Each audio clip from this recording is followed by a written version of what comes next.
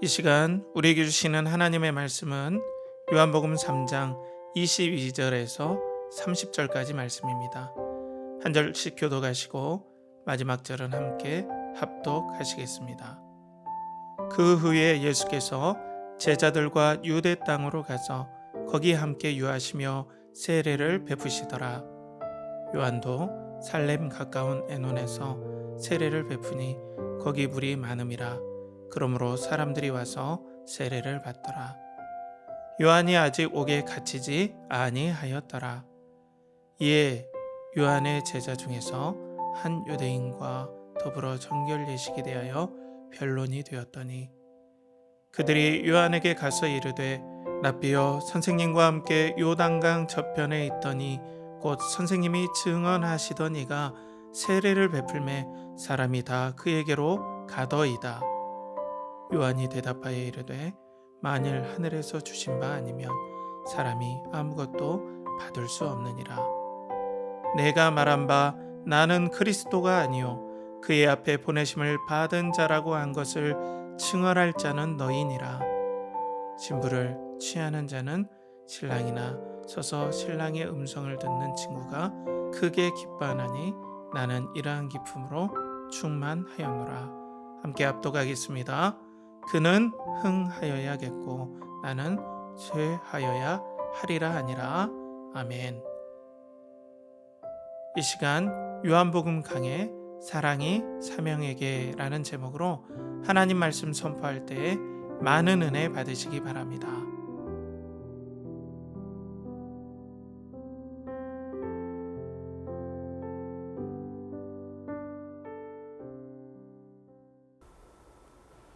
그리스도를 동경하고 그리스도를 연결하라. 연결하는 교회 성도 여러분, 한 주간 평안하셨습니까? 오늘도 계속해서 요한복음 강해의 사랑이 사명에게 라는 제목으로 요한복음 3장 22절에서 30절까지 말씀을 가지고 여러분들과 함께 말씀을 나누겠습니다. 오늘은 좀 사명에 대해서 여러분들과 함께 말씀을 나누고자 해요.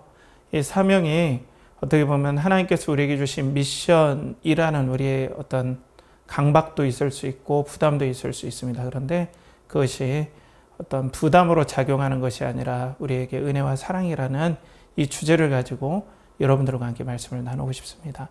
오늘 이 말씀 가운데 성령께서 역사하시도록 우리 함께 잠깐 기도하겠습니다.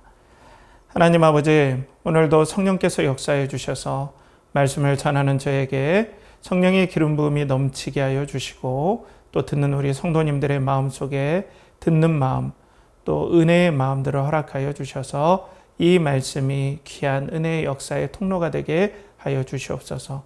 또 우리 연결하는 교회가 계속해서 그리스도의 영광을 동경하고 또 그리스도를 사랑하는 이 모든 일에 집중하며 또 지혜롭게 잘 사명을 감당할 수 있도록 또 사명이 은혜라는 이 사실에 감격할 수 있도록 주님 함께하여 주시옵소서.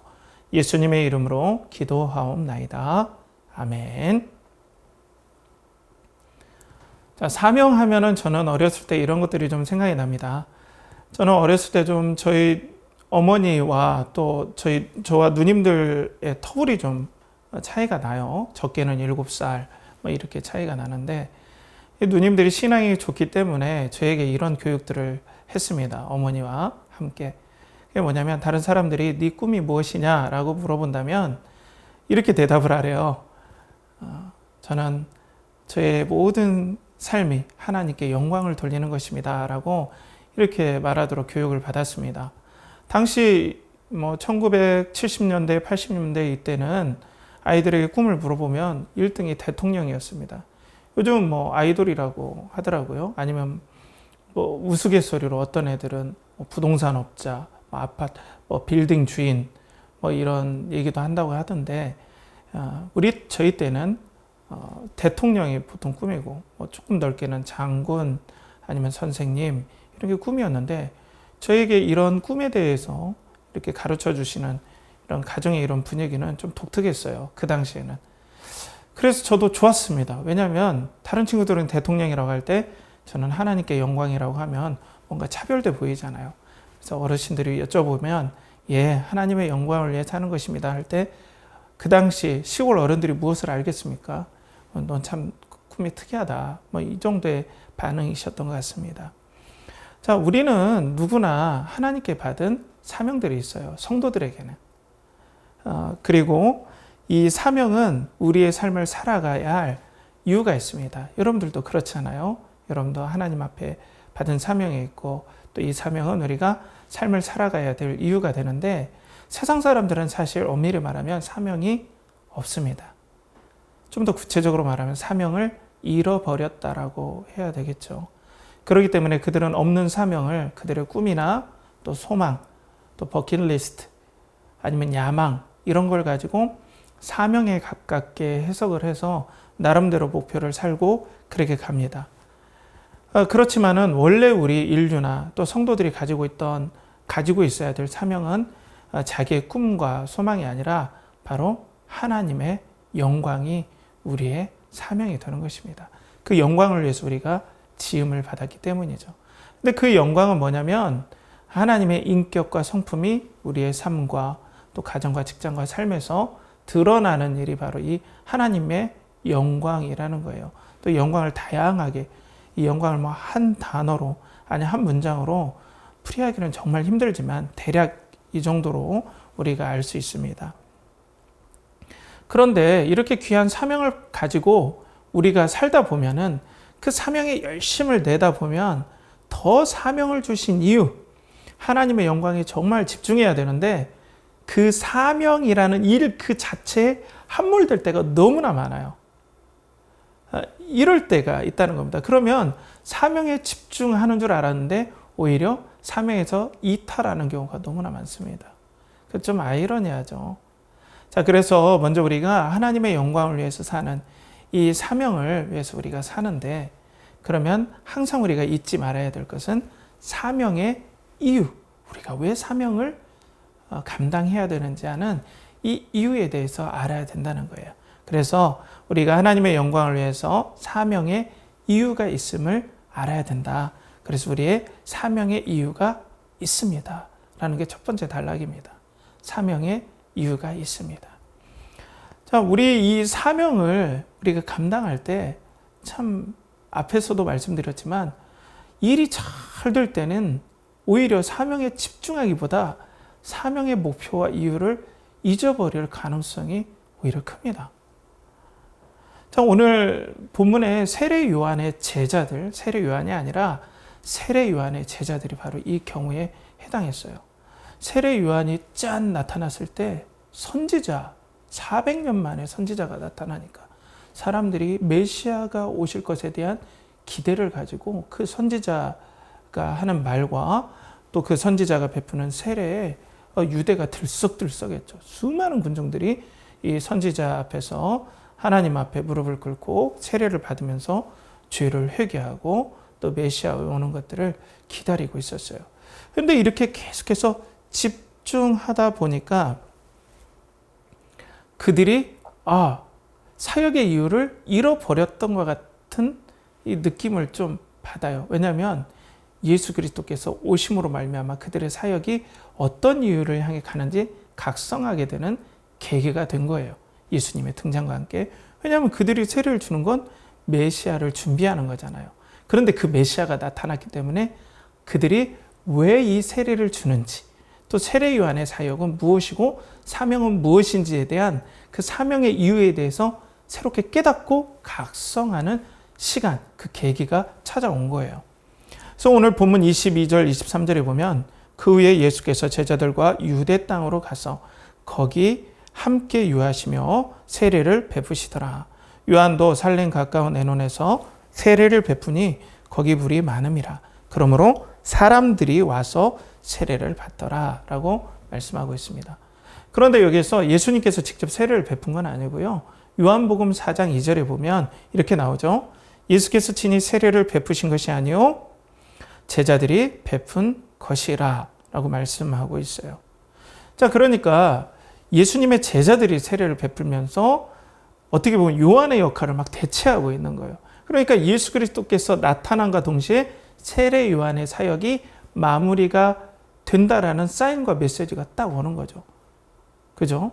사역의 어떤 흐름이 탁탁 바뀌는 걸 이제 느낄 때가 된 거죠. 근데 제자들은 막 그러니까 세례 요한의 제자들은 엄청난 군중이 몰려오니까 그 세례 주는 일을 완전 환몰됐던 거예요. 그러니까 자기가 무엇 때문에 세례를 주는지 잊기 쉬운 환경에 있었는데 예수님께서 딱 나타나심으로 사명의 이유, 내가 왜 세례 요한과 함께 세례의 사역에 동참했는지 깨닫게 되는 계기가 되었다라는 거죠.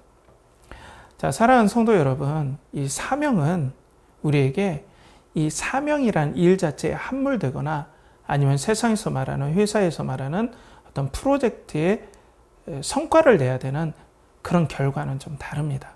물론 우리가 사명에 순종함으로 사명을 잘 감당하는 이 부분은 매우 중요하지만 좀 그런 결과는 달라요. 이 사명은 사실상은 하나님의 축복이고 하나님의 배려입니다. 우리를 위해서 사명을 주셨다는 거죠. 그런데 이 사명을 앞전에서도 얘기했듯이 계속해서 사명을 받은 것에 일이 잘 되어서 거기에 함몰되다 보면 이상하게 우리는 사명의 이유, 사명의 목적을 잘 망각한다는 거예요. 이것을 통해서 우리에게 은혜를 주시고 하나님께서 이 땅에서 행하시는 그 하나님의 역사하심에 우리가 동참하면서 우리가 너무나 거기에 기쁨, 하나님의 기쁨과 보람을 공유하고 그러면서 우리 인생이 복되고 이런 의도가 있는 거거든요. 그러니까 사명은 은혜와 사랑이 하나님의 근본 목적인 거예요. 우리에게 향하신. 자, 그런데 이 가정의 경우에서도 우리가 사명을 받잖아요. 특별히. 이 가정을 세우신 목적이 무엇입니까? 하나님의 영광 아니겠습니까? 그죠? 그래서 이 하나님의 영광이 하나님의 사랑과 섬김과 은혜가 가정에 풍성하여서 부모님은 자녀를 사랑으로, 하나님의 사랑으로 양육하고 하나님을 알 수 있도록 돕는, 그래서 하나님의 은혜와 사랑이 그 가정에 충만해서 가정이 힘을 얻고 그 사명 때문에 이 땅을 살아갈 용기를 얻고 자녀들은 부모님께 공경하는 것들을 배움을 통해서 하나님을 경외하고 또 공경하고 순종하는 것들을 배워서 이 땅에서 진정하게 복되게 살아가는 사명을 감당함으로 그런 은혜들을 누리도록 하나님께서 가정을 허락하셨다는 거예요. 그게 그리스도의 영광을, 하나님의 영광을 드러내는 가정의 사명이 우리의 유익을 위해서 또 주신 거라는 거죠. 어떻게 보면 그게 더 클 수 있어요. 자, 그런데 여러분들, 이 세상이 만만합니까? 만만하지 않습니다. 자녀들을 그렇게 기르려고 사명을 감당하려고 하는데 현실은 정말 만만치 않아요. 여러분들이 더 잘 아실 겁니다. 그러니까 현실에 딱 부딪히니까 어때요? 하나님을 바라보기보다는 홍해와 같이 우리 앞에 가로막힌 장애물이 눈에 탁 온다는 거죠. 거기에 압도당해버려요. 불기둥과 구름기둥으로 함께 하시는 하나님, 나에게 사명을 주셔서, 가정에 사명을 주셔서 우리와 동행하시고 은혜 주시고 여기에서 하나님의 영광을 드러내는 일에, 하나님께 기뻐하시는 일에 동참하면서 우리가 그 은혜와 기쁨을 하나님과 공유하며 갈 수 있도록 하나님께서 우리를 부르셨는데, 그것들을 땅에서 실현하는 이 가정의 사역들을 하려고 할 때 장애물에 턱 부딪힙니다. 생계가 눈앞에 딱 들어오는 거예요.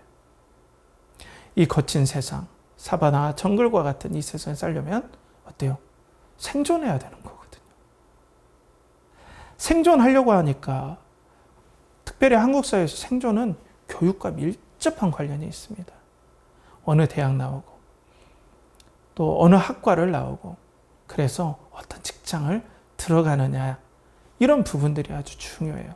그러니까 가정이 하나님의 사명을 위해서 출발했다가 생계와 생존의 벽에 탁 부딪히면 갑자기 방향이 틀어집니다. 사명에서.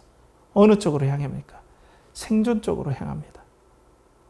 하나님이 이 가정을 세운 사명의 이유를 망각해버리는 거예요.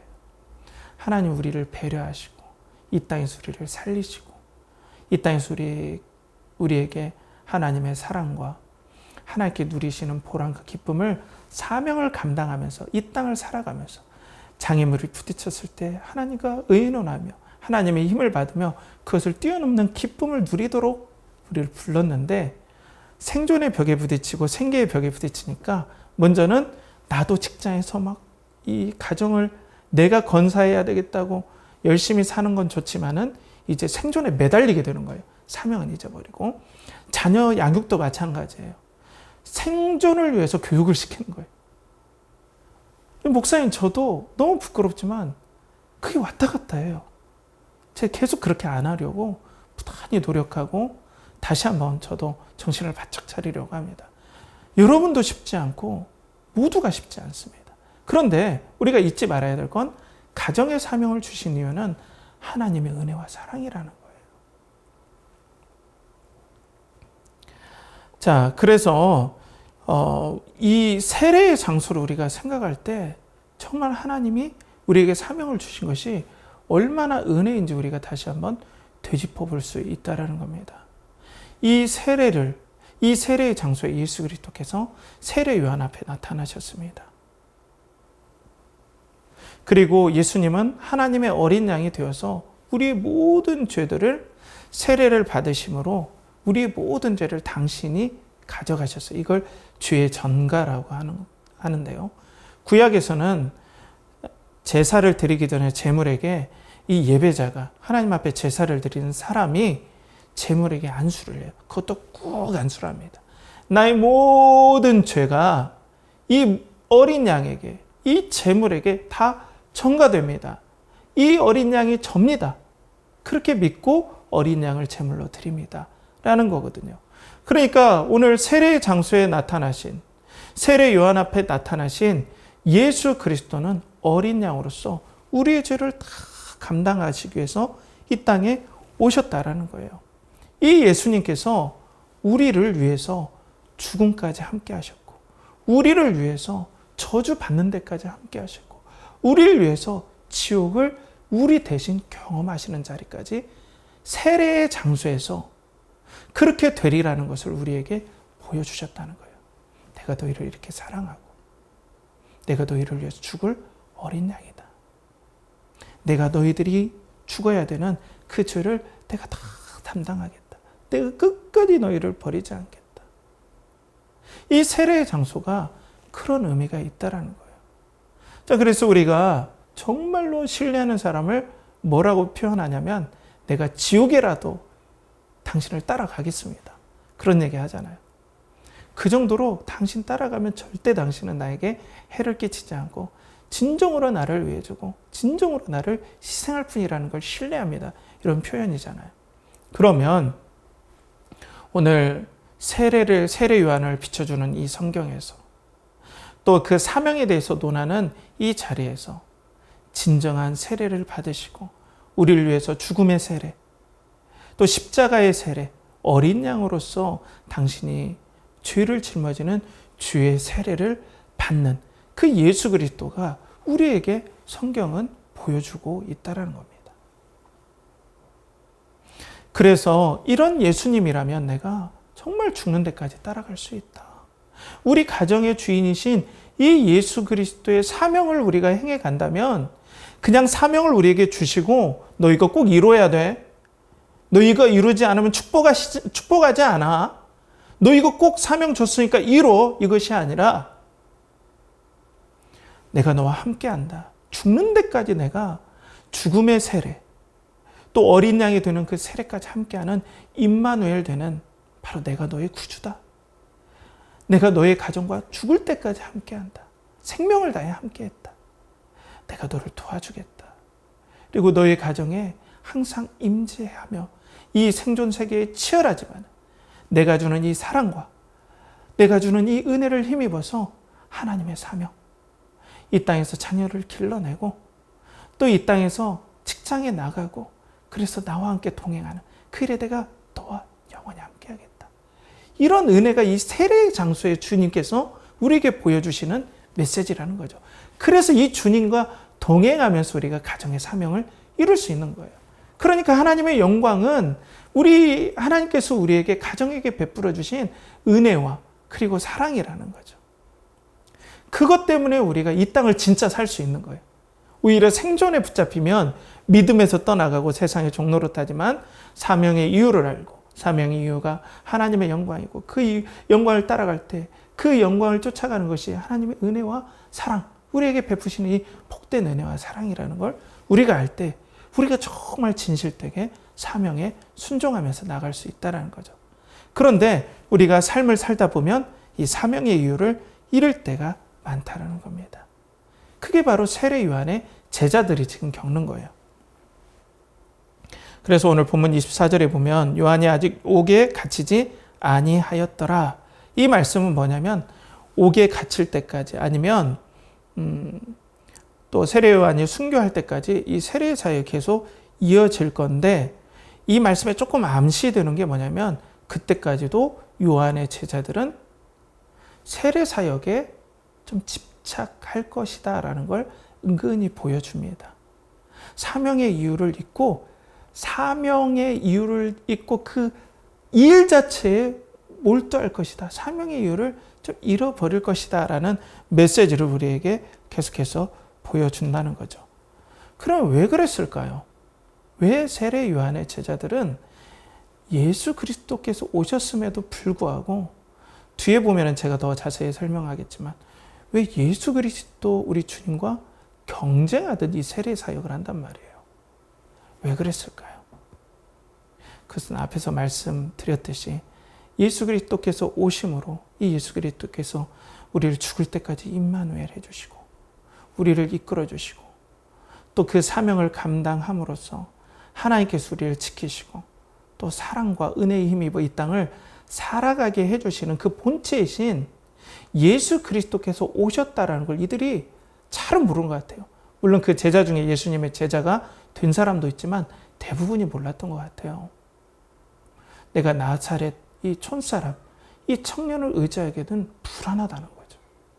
그러니까 그냥 유명한 스승, 세례 요한 밑에서 계속 세례 사역에만 집중했던 거예요. 그 주님을 아멘 하면서 받아들이고 그 주님께서 오심으로 말미암아 나의 사명이 이 오신 예수 그리스도에게 온전히 이루어지는구나.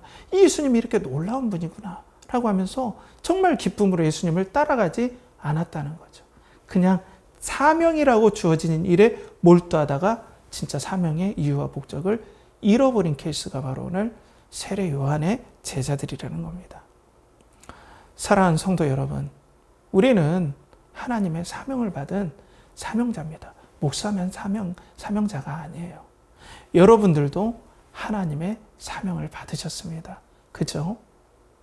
그렇다면 사명을 주신 이유는 미션을 부과해서 어떤 일을 해, 이거 안 하면 너 축복 못 받아, 이런 것이 아니라 그리스도의 영광, 하나님의 영광을 이 땅에서 특별히 가정에서 구현하면서 우리에게 은혜를 주시고 사랑을 베풀고자 하는 의도가 바로 이 사명을 주신 이유라는 거예요. 그런데 오늘 본문의 제자들, 세례 요한의 제자들은 그냥 일 자체에 함몰되다가 이 사명의 이유를 놓치고 정작 그들의 진짜 사명의 이유인 예수 그리스도를 알아보지 못하고 오히려 경쟁하는 자리까지 후에 가게 됩니다. 사랑하는 성도 여러분, 여러분들에게 정말 사명이 있습니까? 아니면 여러분들에게 정말로 사명을 주셔서 여러분들을 보호하시고 여러분들에게 이 땅에서 진정한 은혜와 평강을 주시고 사랑을 주시고자 하는 그 사명의 이유를 여러분들은 붙잡고 있습니까? 하나님의 마음을 우리 헤아려서 사명의 이 땅에서 사명을 행하려 하다가 사명에 함몰되었다면 다시 사명의 이유를 붙잡고 우리를 위해서 생명을 아끼지 아니하신, 정말로 우리 대신 죽음의 세례를 받으신, 십자가에서 죽으신 예수 그리스도 임마누엘 해주신 우리 주님을 붙잡고 사명의 이유를 계속해서 새롭게 복귀하고 새롭게 하는 우리 연결하는 교회 성도님들 되시길 바랍니다. 두 번째로는 사명의 좌절이 있습니다. 사명의 좌절이 있는데요. 모든 일이 잘 될 때는 이 사명의 이유를 잘 우리가 생각하지 않아요. 그런데 사명이 벽에 부딪히는 것 같을 때, 사명에서 실패를 할 때, 또 사명이 좌절될 때 우리는 사명의 이유를 그때부터 생각하고 자기가 사명을 해온 그런 일들을 복귀하기 시작합니다. 자, 오늘 본문에서도 이런 세례 요한의 사역이 점차적으로 침체되고 뭔가 흐름이 그리스도께로, 예수님께로 넘어가는 것들을 세례 요한의 제자들이 좀 직감하는 것 같습니다. 그래서 본문 25절에 보면 이에 요한의 제자 중에서 한 유대인과 더불어 정결 예식에 대하여 변론이 되었더니 라고 말씀하고 있습니다. 자, 유대인과 요한의 제자 중에서 한 유대인과 정결 예식에 대해서 이 변론이 되었어요. 그러니까 이 정결 예식은 이 본문의 흐름에서 보면은 아마 세례를 얘기하는 것 같아요. 당시 세례는 지금 세례와 느낌이 좀 다릅니다. 우리는 교회에 들어와서 예수님 믿을 때 세례를 받지만 당시 유대인들에게는 이 세례, 이 침례는 정결해지는, 죄를 정결하게 합니다라는 정결 예식과 좀 관련이 있어요. 그러니까 세례에 대해서 본 논쟁이 벌어진 것 같습니다. 자, 그것이 뭐냐면은 아마 예수님에 대한 세례에 대해서 얘기를 했던 것 같아요. 진짜 세례가 뭐냐? 세례 요한의 세례냐? 아니면 세례 요한이 증거했던 나사렛 청년 예수 그리스도가 지금 저기에서 그 제자들이 다른 쪽에서 세례를 베푸는데 그 세례가 진짜 세례냐? 뭐 이런 논쟁이 벌어졌던 것 같아요. 그러니까 세례 요한의 제자들이 뭔가 직감하는 거죠. 분위기가 저기로 넘어가는 것 같다. 그런 어떤 사역이 벽에 부딪히는 어떤 상황들을 감지했던 것 같습니다. 자, 우리 삶에서도 이 사명이 뭔가 벽에 부딪히고 좌절되는 경험들을 합니다. 그 이유가 무엇일까요? 저는 먼저 결론부터 말씀드리면 하나님의 은혜와 사랑 때문에 그래요. 앞에서도 말씀드렸지만 사역이 잘 되면 잘 될수록 사역해 주신 의미와 목적에 따라가야 되는데 이상하게 저희들은 죄에서 벗어났지만 죄의 습관이 있는 우리들은 어떤 일이 잘 되면 거기에 쉽게 함몰돼 버려요. 그래서 이 죄의 습관 때문에 어떤 일이 잘 되면 그 사역에 더 집중하지 않고 오히려 하나님도 잊어버리고 그 일 자체가 하나님이 되어서 그 일 자체, 사역의 이유를 모르고 일 자체에 매달리는 거예요. 그게 우상이 쉽게 되는 거예요. 그렇기 때문에 하나님께서는 잘 나가는, 사역이 아주 잘 나갈 때 이상하게 좌절을 경험하게 하시고 제동을 건다는 거예요. 왜냐하면 그냥 놔두면 계속해서 우상을 섬기는 걸로 엉뚱하게 가는 거예요.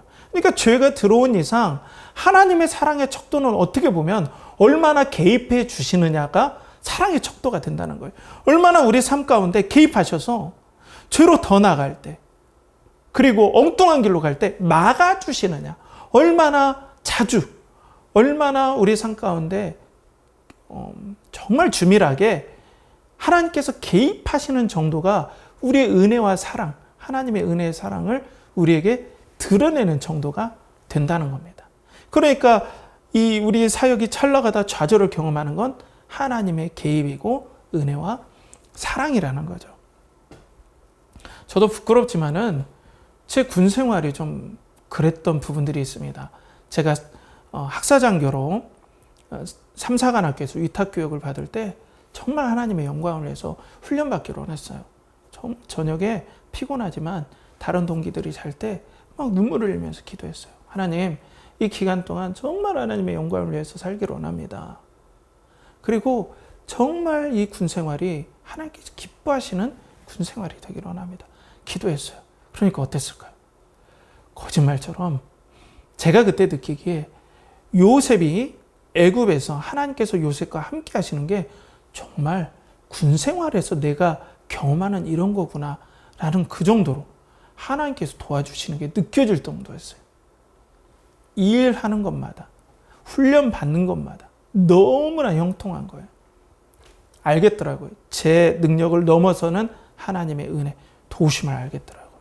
그래서 제가 제 동기가 1031명인데 거기에 0.1% 안에 성적으로 인관을 하게 됐습니다.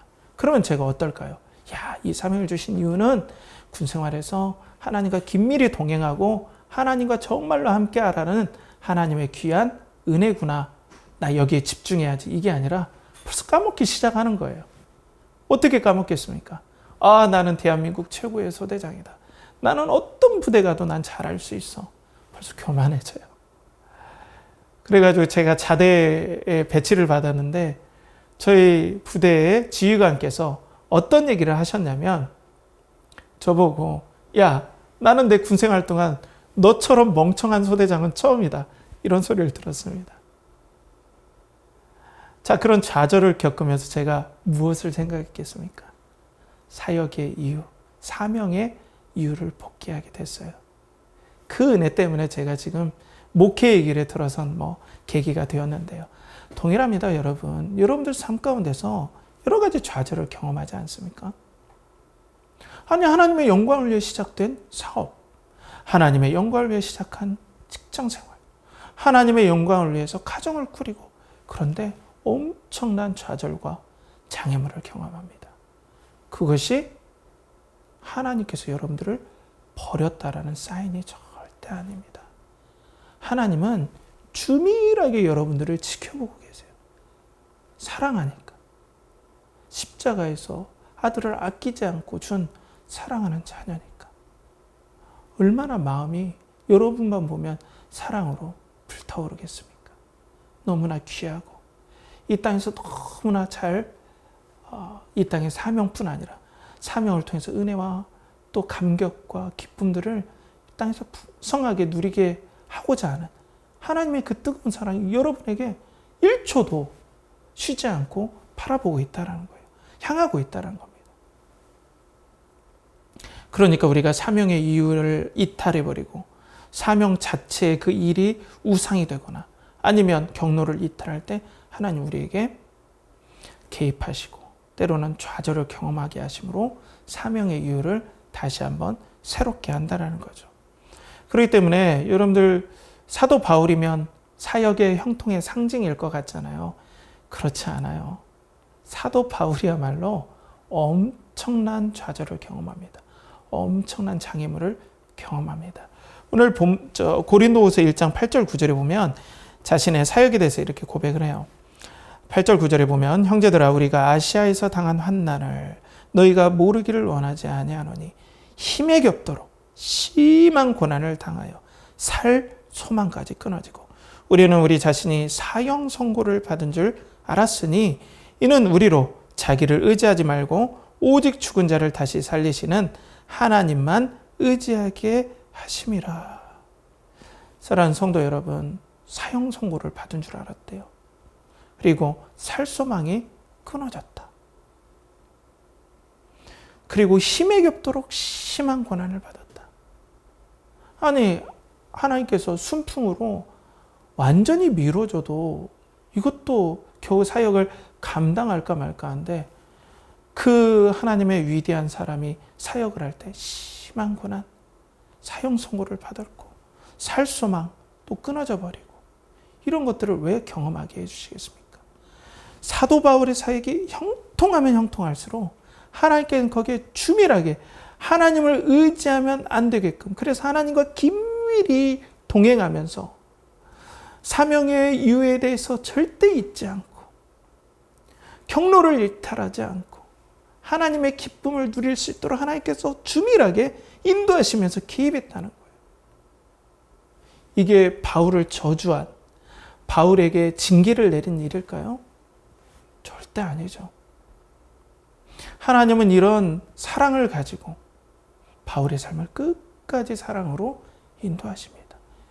그러니까 우리가 사역의 좌절을 경험할 때 그것은 저주가 아니라 하나님 여러분들을 미워서가 아니라 여러분들의 삶이 소위 말해서 세상에서 운이 없는 그리고 하나님께 사랑하시지 않는 그런 사람이 아니라 하나님의 사랑이 여러분들에게 오늘도 뜨겁게 타오르고 있다는 증거가 바로 여러분들이 사명을 감당할 때 경험하는 좌절이라는 겁니다. 하나님은 오늘도 그 능력의 역사로 여러분들을 이끌어 가십니다. 세례를 베푸시고 그리스도에게 세례를 받게 하여 주시고 그래서 아들을 십자가에서 죽게 하신 그 주님께서 아들을 다시 살리시고 만왕의 왕으로 세우신 그 능력을 가지고 그 능력이 성도들에게 오늘도 불타오르고 있다는 거예요. 때문에 사명의 좌절은 절대로 여러분 저주가 아닙니다.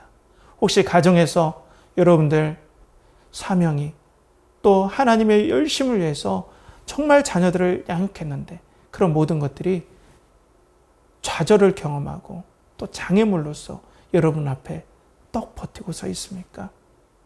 여러분, 그것은 살소망이 끊어진 게 아니라, 여러분 인생에 사형 선고를 내린 게 아니라, 여러분들에게 정말로 힘에 지나는 고난을 일부러 정말 부어지는 하나님의 진노가 아니라, 여러분들을 끝까지 인도하시고 끝까지 보호하시려는 하나님의 사랑임을 알고, 여러분들 절대 낙심하지 마시고 사명의 이유를 사명의 좌절 앞에 딛고 일어서는, 그리고 그 이유를 붙잡고 끝까지 사명을 감당하는 여러분들의 삶 되시길 바랍니다.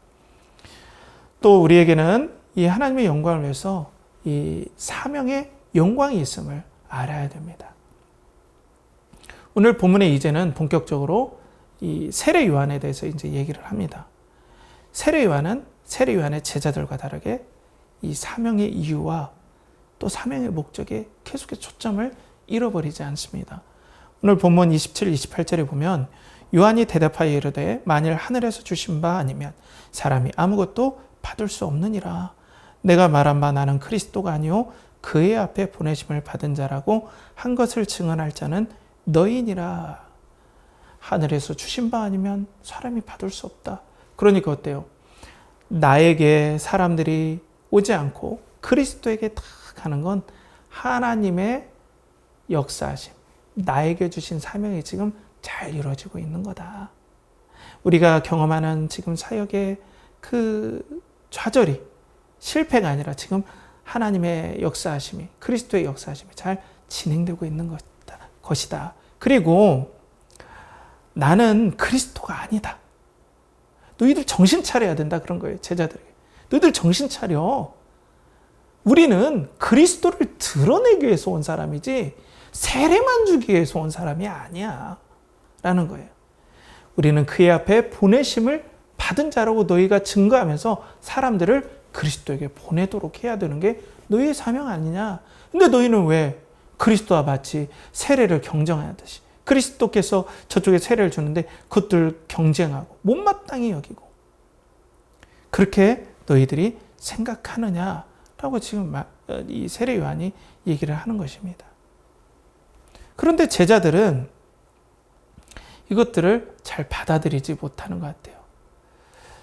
이 제자들은 당신이 증거하신, 선생님이 증거하신 이가 저쪽에서 세례를 주고 있습니다. 라는 건 뭐예요?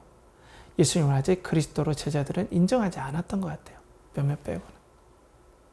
그런데 이 세례 요한은 정말로 마음에 기쁨이 가득 찼습니다.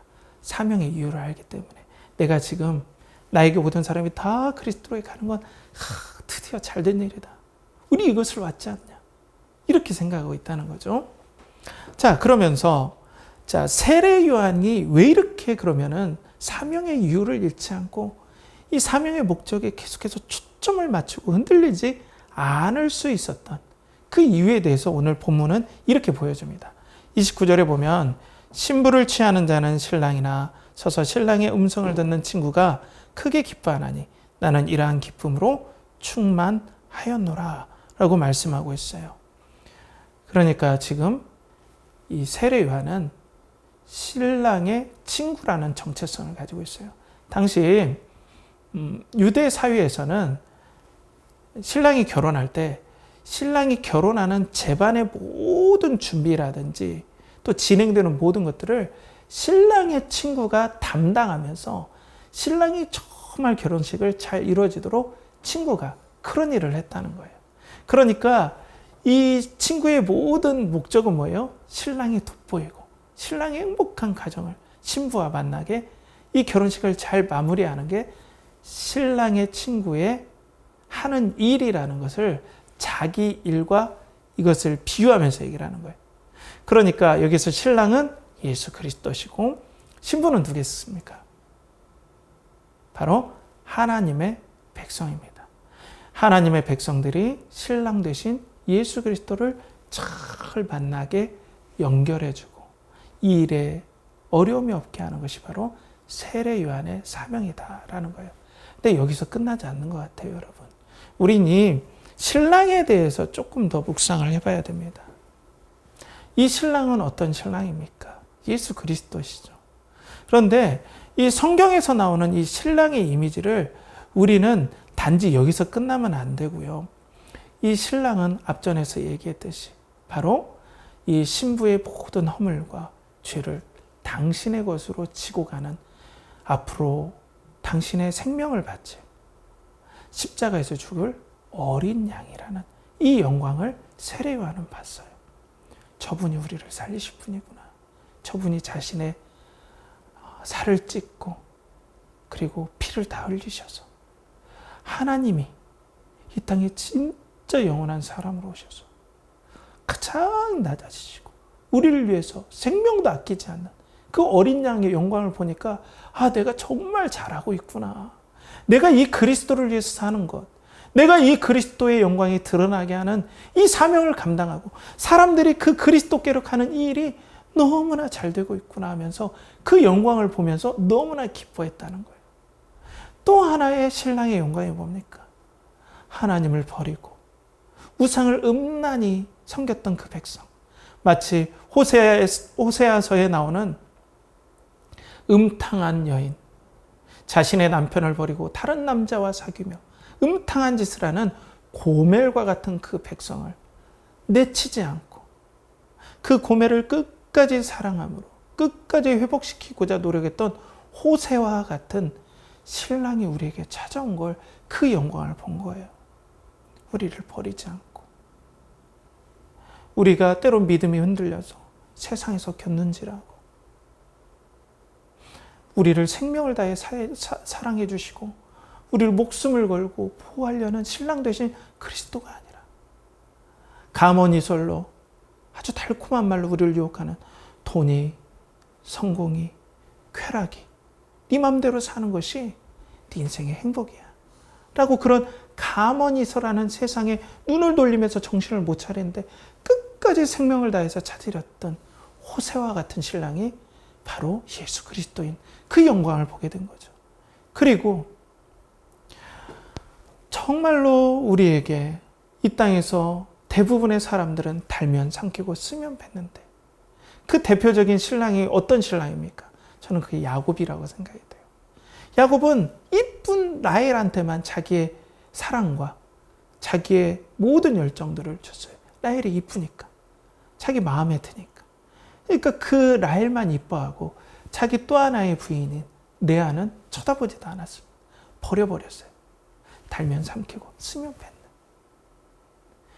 대부분 세상 사람들이 이런데 우리에게 오신 신랑은 추하고 눈이 어둡고 남들이 알아보지 못하는 그 레아 같은 우리를, 세상에서 명함 하나 내기 부끄럽고 아무것도 이룬 것이 없고 우리의 능력은 너무나 때로는 보잘것없고 또 우리는 세상에서 뭘 할 수도 없을 정도로 재능이 빈약하고 하나님께 너무나 죄송한데 그런 눈의 시력이 약하고 얼굴도 정말 볼품없는 그런 레아를 끝까지 사랑하시고 복되게 하시고 그 레아를 잊지 아니하시는 신랑, 온전하신 신랑이 바로 예수 그리스도임을 그 세례 요한은 믿음의 눈을 뜨고 보게 된 거예요. 이런 신랑이 오셨구나. 드디어 우린 살았다. 이 예수 그리스도를 따라갈 때 이 예수 그리스도가 죽음까지 우리와 함께 하시는 이 놀라운 역사가 일어났구나 하면서 정말로 기뻐했어요. 이 예수 그리스도를 드러내는 것이 정말로 기뻐했고 이 예수 그리스도가 이름이 날려고 자기는 역사의 뒤안길로 사라지는 것이 너무나 가슴 벅차했다는 거예요. 그래서 오늘 30절에 이렇게 고백합니다. 그는 흥해야겠고 나는 쇠하여야 하리라 하니라. 사랑하는 성도 여러분, 그래서 우리들이 이 사명의 영광, 신랑 되신 그리스도의 영광을 볼 때 우리는 사명을 감당하고자 하는 열정이 일어나고, 비록 우리가 레와와 같이 아무 보잘것없고 아니면 고멜과 같이 정말로 하나님의 마음을 때로는 아프게 할지라도 그 모든 죄를 지고 십자가에 죽으시는 어린 양과 같은 우리 신랑 되신 예수 그리스도께서 우리와 함께 하신다는 이 은혜, 그 예수 그리스도께서 우리에게 사명을 주시고 그리고 그 이 땅에서 사명을 감당하는 기쁨들을 함께 나누시고자 원하시는 그 사명의 이유를 알 때, 우리가 가정을 이 땅에서 사명을 받고 가정을 우리가 함께 해 나아갈 때, 사명을 감당할 때, 좌절할 때 하나님께 나아가고, 그리고 하나님과 동행하면서 사명을 감당할 때 하나님께서는 하나님의 기쁨을 우리에게 주시고자 한다는 거예요. 이것이 바로 사명의 이유라는 거예요. 그것을 세례 요한은 잘 알았다는 거예요. 그 놀라우신 본체 대신 예수 그리스도께서 우리에게 오셨다라는 겁니다. 신랑 되신 예수 그리스도께서 끝까지 이 비천하고 이 보잘것없고 이 죄악된 신부와 같은 우리를 버리지 않고 끝까지 인도하시는 그 영광을 봤을 때 성도들은 감격하여서 예수 그리스도를 끝까지 따라가고 사명에 의해 집중할 수 있다는 것입니다. 사랑하는 성도 여러분, 사명은 회사에서 내린 프로젝트가 아닙니다. 사명은 하나님께서 우리에게 주신 은혜요 사랑입니다. 그래서 사랑이 사명에게 얘기를 하는 겁니다. 하나님은 이 사명을 주심으로 우리를 끝까지 인도하실 것입니다. 여러분들을 복되고자 하시는 하나님의 뜨거움이 오늘 신랑의 그 감동으로 여러분들을 인도하실 것입니다. 혹시 사명에 좌절해서 여러분들 슬퍼하십니까? 그것도 하나님의 사랑의 개입입니다. 절대로 버리시지 않는 하나님의 사랑의 표현입니다. 여러분들 사명의 이유를 오늘 잊어버리고 혹시 방황하고 있지는 않습니까? 신랑 되신 예수 그리스도께서 여러분들을 끝까지 붙잡고 끝까지 인도하실 것입니다. 여러분, 그러니 그 손을 뿌리치지 마십시오. 그 손을 보지 않겠다고 외면하지 마십시오. 오늘도 손에 못자국 난 그 예수 그리스도를 오늘도 붙잡고, 그 예수 그리스도께서 우리를 위해서 생명을 아까워하지 않았다라는 이 뜨거운 영광의 감격이 여러분들에게 사랑으로 부어져서 오늘도 이 사명이 너무나 받은 것이 복되고, 그래서 끝까지 사명의 이유를 잃지 않고 하나님의 영광을 위해서 살고자 하는 그 놀라운 은혜를 경험하는 우리 연결하는 교회 성도들 되시길 간절히 축복합니다. 함께 기도하겠습니다.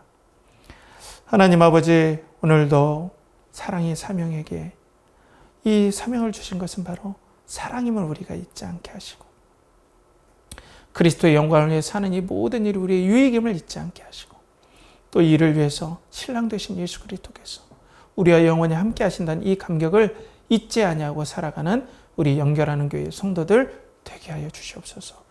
이를 간절히 바라옵고 원하며, 이제는 우리 주 예수 그리스도의 은혜와 하나님의 극진하신 사랑과 성령의 내주 교통하심이 오늘도 이 사명이 하나님의 은혜와 사랑에서 비롯됨을 알고 사명의 이유를 잃지 않고 사명이 좌절될 때나 또 사명의 어려움을 당할 때 끝까지 중심을 붙잡고 신랑 되신 예수 그리스도와 동행하기를 원하는 사랑하는 우리 연결하는 교회 성도들의 영혼과 가정과 직장과 사업체와 하는 모든 일에 이제로부터 영원까지 함께 하시기를 간절히 축원하옵나이다. 아멘.